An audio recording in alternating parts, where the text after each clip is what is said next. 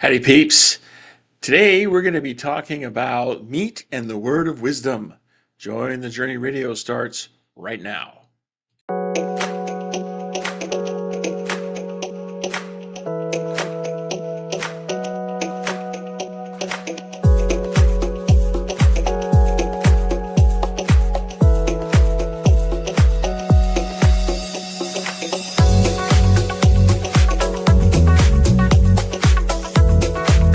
Welcome to the infusion of positive energy into the lives of single Latter-day Saints everywhere.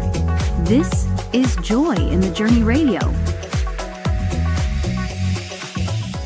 And welcome back, peeps, to another wonderful, splendiferous, joyous episode of Joy in the Journey Radio. I'm Lance, your host for Joy in the Journey Radio, or as I remarked earlier, your boy, JJ. This is episode number 371, Meat and the Word of Wisdom. If you're viewing the program live, please join the chat. Tell us where you're from. If you're viewing the program later, leave a comment down below. Let us know where you're from, because that will help us with the algorithm. So, we've talked before about the Word of Wisdom here on the program.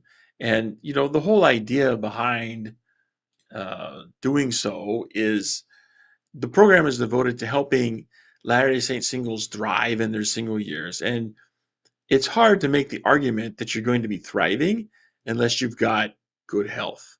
So, yeah, you need good health. And so that's where the word of wisdom comes in.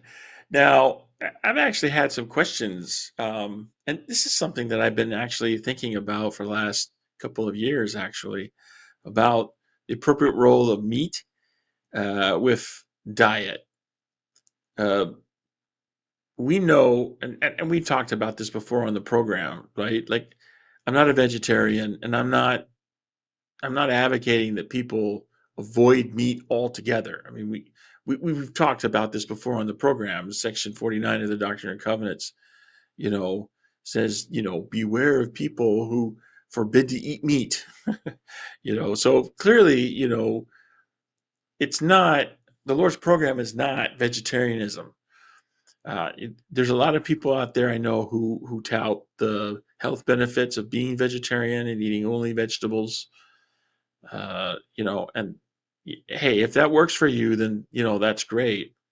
Um, it's one thing to say, you shouldn't forbid other people from eating meat. It's another thing to say, I choose not to eat meat. I think those are two separate, different things, and we discussed here previously on the program. So, um, yeah. Um,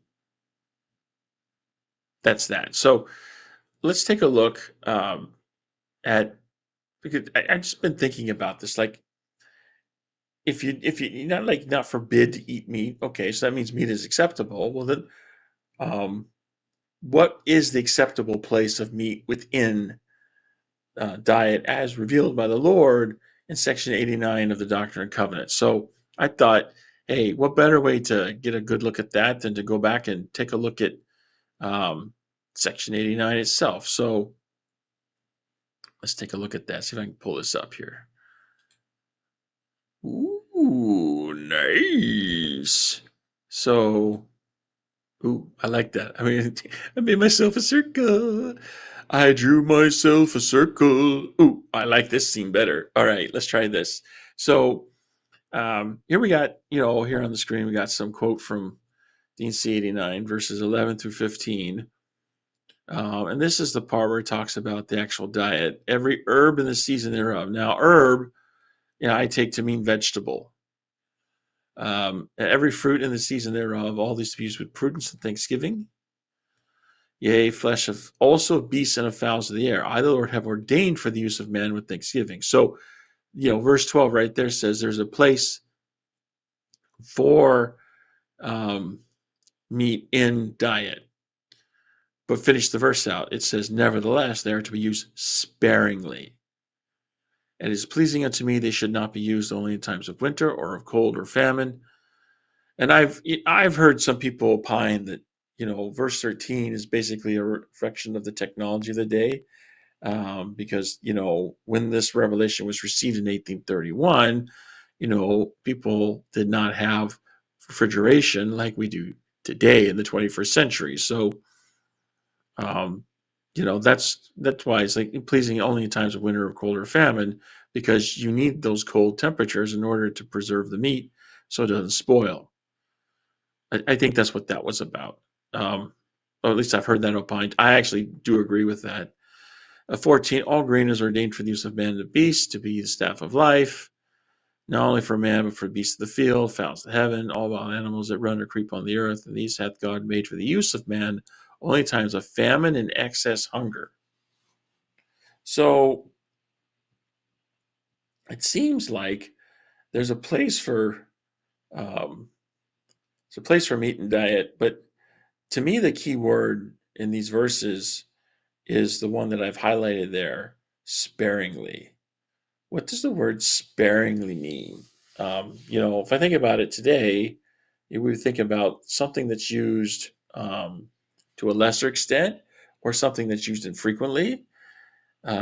But then I thought to myself, wait a minute, maybe I should go back and see what this word meant in 1831. And so the best resource I have for that is the first American dictionary, which Noah Webster published in 1828. So let's see if I can flip over here. And yes. Okay, let's blow that up. Yes. So here I got a screenshot from the online version of the 1828 Webster Dictionary, where we look at the use of the word sparingly. So sparingly means not abundantly, frugally, parsimoniously, not lavishly. Okay, and then they give um, examples of how the word could be used with that definition. Yeah, abstinently, moderately, seldom, not frequently, cautiously, tenderly. So, I mean, the essence of the word, as we think of it here in the 21st century, hasn't really changed much since 1828. So, it's good to think about, like, what that actually means. Of course, that doesn't really that doesn't give us a one size fits all standard, right? Because I mean, you know, what is seldom, not frequently. So, what is infrequent to one person may be actually frequent to somebody else. So, um, there's a lot of personal interpretation here. Um, but I mean, as I was thinking about this, it's like, well, you know what? A couple of interesting things. First of all, um, I don't know if you knew this, but Um, it's actually been a part of the American culture for quite some time to have meat everywhere. I mean, I remember growing up, my mother prepared, lots of meat. We had meat just about every meal, pretty much. In fact, I don't remember her serving a meal that didn't have meat as a part of it. And usually the meat takes a prominent place in the meal. That's pretty typical, and it's been typical within American culture since the early days of the country's founding. I mean, after America became a country, there were a lot of people from Europe who came over to tour America to see, what exactly was so special about America. And one of the things that these people continuously noted is that Americans eat a lot of meat. So, the focus that we have on meat within American culture has been with us for a long, long time. So that's the context in which DNC 189 is being received. Because in 1831, it was commonplace for people to eat a lot of meat. And so this is actually kind of flying in the face of the culture of the day. Um, But, that's the first thing I thought about. I was like, well, that's interesting. And then I thought, well, wait a minute. If it clearly here, this is the second thought I had, if clearly we're looking at, um, not eating meat frequently, then that means, you're going to have times when you're not eating meat at all. And, that led me to think, well, wait a minute. What about, could I actually go through a whole day without eating meat? It was, I mean, something, it wasn't anything I planned. It was just something spontaneous. And I thought, well, wait a minute, let's see if I can do that. So, just out of the blue, because I hadn't eaten breakfast, I was having these thoughts in the morning, like during my scripture study, actually. So I was just like, yeah, let's see if I can go through the day today. I mean, I plan to eat other things, but let's see if I can go through the day. So I just looked at what I had on hand in my kitchen. I said, let's see if I can put together a full day's worth of food, with just what I have on hand in my kitchen, and not eat meat for any meal.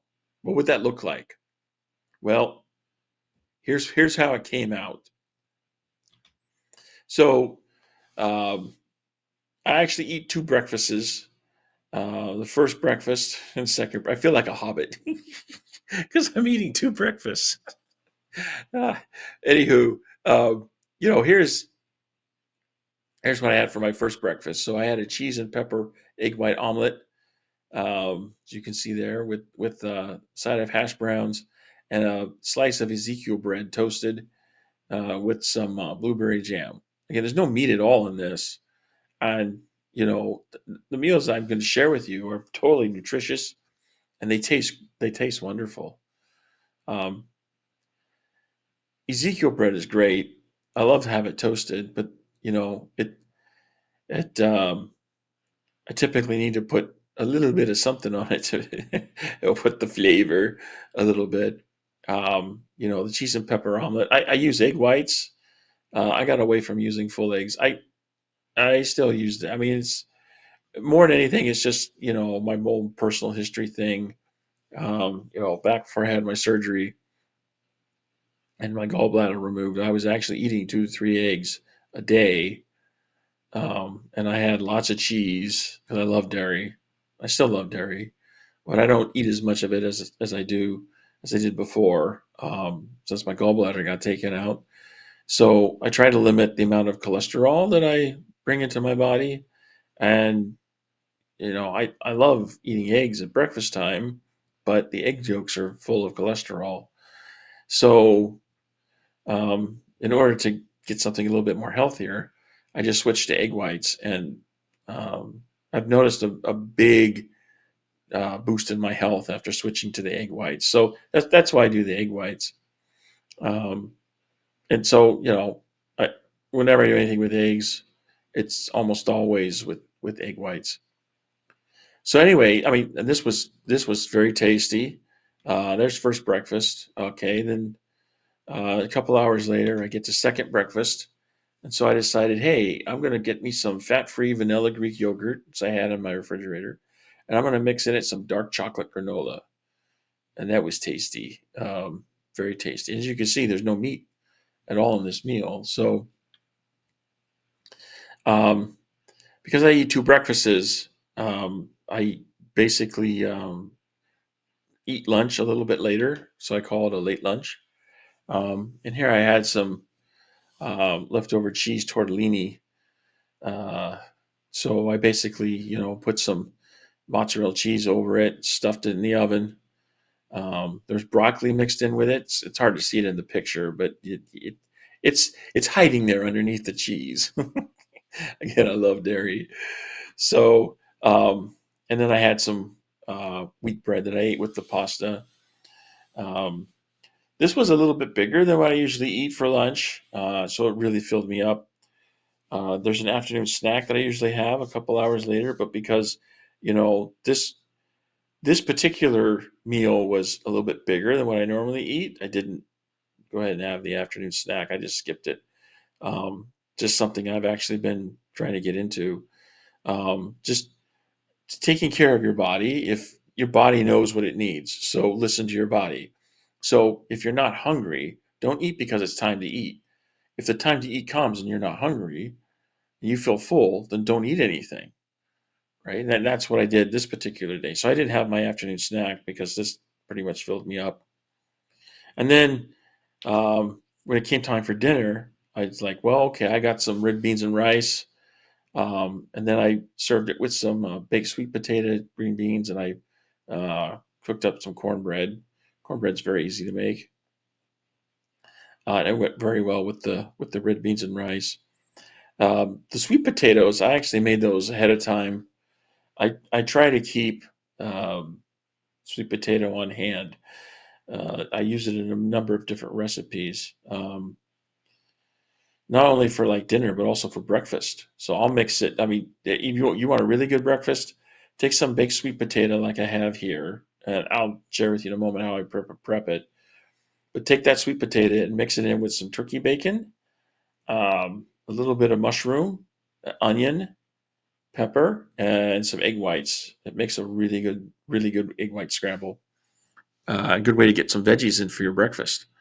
So here's how I prep the sweet potato. So basically, I take the raw sweet potato and I cut it up, dice it in, basically put it in these cubes, and then I spray. I put aluminum foil on a baking sheet. Spray it with avocado oil. All my baking is done with avocado oil because it has a higher smoke point, and so it's not going to turn toxic on you because you if you go over the smoke point of the oil that you use when you're baking, then what ends up happening is it chemically changes the oil and turns it to toxic um, components, and it's just not really good to consume. So avocado oil, just spray with some avocado oil, and then I basically cut them up. I try to make the cubes a little big because there's a lot of water content in the sweet potato. When you bake it, it basically evaporates the water out, and the cubes will actually shrink in size. And so that's what I do. And then just spread them out so it's all one layer. You don't want sweet potato cube sitting on top of sweet potato cube. And then I usually spray the top of it a little bit with avocado oil, um, and then I just bake it. If you want, and I've done this before, you can actually put seasoning on the top of your sweet potato before you put it in the oven to bake. And I've used a number of different things. I really like the seasoning I like best is the table blend variety of Mrs. Dash. Well, it's not called Mrs. Dash anymore. It's just called Dash because everything's got to be androgynous. But yeah, that's basically the best seasoning. And Old Bay seasoning works good. I'm in Maryland. So everyone put Old Bay on everything here in Maryland, so I had to try the Old Bay. So and it's good on the sweet potato. Um, but yeah, I went through here and I was just like, yeah, this is fantastic. I made it through an entire day of, you know, meals and I wasn't even um oh and yeah. So anyway, you got to bake the sweet potato. I bake it for, 8 to 10 minutes at 375. Take it out, and you need to turn them over. Um because if you don't, then everything just kind of you can kind of see in the picture how some of the edges look a little brown or black. I like black. Can't you tell? I like black.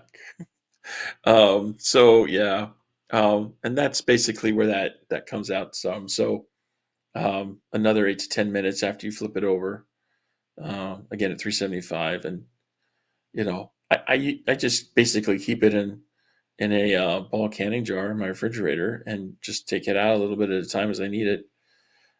Works great. So there it is. I made it through a whole day, and it wasn't anything I planned, but it was something that just happened spontaneous. And the thing that really impressed me about it was, um, when I was growing up, you know, I had to have meat with everything, and meat was what I looked forward to give things flavor. But what I found is that by actually with this little experiment that I did this one day here recently, I found that all these meals I take would tasted great. And as you can see, they're very nutritious. I'm getting a fair amount of vegetables. Probably could maybe fit some more in. I mean, there was some broccoli there with the pasta. I had the veggies there with the red beans and rice. Um, yeah, I had the peppers in the egg white omelet. Of course, I guess it depends on where you come from, because some people don't think potatoes are vegetables. Uh, uh, you know, I lived in Idaho more than I lived in any other state in the United States. So, Idahoans say, yeah, potatoes are vegetables. So you want to make sure you get potatoes on your plate. That's veggie. um, I might have been able to fit some more vegetables. I mean, if I were actually planning it out ahead of time, I maybe could have fit some more different vegetables in. But I think I did pretty good with everything that I had. And the thing that impressed me most, like I was saying, the thing that impressed me most was everything was healthy and nutritious, but it also was very delicious. And I'm all about flavor. So flavor. So yeah, I was just really impressed with that. So again, it's nothing that I planned. It was totally spontaneous, and it it turned out really, really well. So it kind of made me think about, well, is there things that I can do um, to reduce my meat consumption further? Now, I'm not looking to eliminate meat from my diet. What I'm looking to do is to eat meat sparingly, to be in line with what it says there in the Word of Wisdom. And I actually feel good with that. Um, and I'm not just talking about like spiritually or mentally, or emotionally. I mean, it is all that, but I'm talking about physically. Like I physically feel better not eating so much meat. Um, so something that I've done in the past is I look for a recipe, and I've actually, if it calls for a certain amount, then I'll put in less. The first time I tried it, I was making shepherd's pie. And so I thought, well, the recipe that I had called for a full pound of ground meat. So I just said, I'm just going to use half of a pound instead of a full pound. And it turned out that it tasted just as good. So I thought, wow, well, there's something there. And I've tried to extend that to other things that I do. So if, maybe that's something that you might want to consider starting out with, is just, you know, including meat as you normally would with your meals, but just eat a little bit less of it. That's a great way to integrate this instruction, I think, and to get to a place where you're actually eating meat sparingly. Now, sparingly, as we've said before, um, you know, what does that actually mean? I mean, there's like no one size fits all rule for that. So you have to figure out what sparingly means for you. But I think um, it's well worth considering. If we want to be serious about living our faith, then I think we need to be really diving into it and taking it serious. And this is just one aspect that I've been thinking about. And so, if it causes you to think about, your approach to the word of wisdom, uh, hey, I think that's a great thing. So decide for yourself what sparingly means for you. Um, and I think that as we each strive to try to find the way to incorporate more of um, a more serious attitude toward living our faith and incorporating it into our lives and truly making it a lifestyle. I think that's where we feel more of the Spirit, and we can get more of a connection with our Heavenly Father and our Savior Jesus Christ. So that's pretty much what I got for it.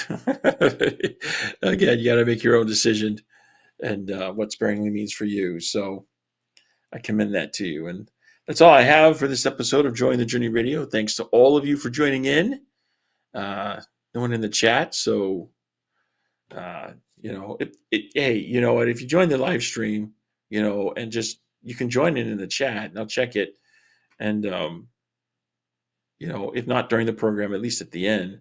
And then, you join in the chat, and you can participate in the program by putting your questions or comments there in the chat. I'd love to generate some discussion with that. So, if you join the live stream, feel free to please, come into the chat. That's why I set this up. Get the participation and the discussion going. But I mean, if you're watching it afterwards, then by all means, leave a comment down below. A little delayed time interval between communications back and forth, but it could also work. If you got a topic or question you want to see discussed, I mean, if you like what we did, you didn't like what we talked about today, I mean, that's fine. If you have a different topic or question you think should be addressed, we're happy to help. Please leave a comment down below. If there's something we can do to help you overcome the challenges of LDS singles life, then yeah, you got it. Just go ahead and leave a comment down below. Or, the other thing you can do is go to the website, jointhejourneyradio.com, and there on the contact page, there's a form there where you could, send us a message, and we can get back to you that way. So, either way you want to do it, it works for me.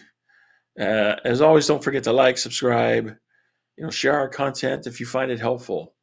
So the algorithms will get our content out to more Latter-day Saint singles who need to be helped. And so, again, that's all I got for you, at least for today. Join us next time for another wonderful episode of Join the Journey Radio.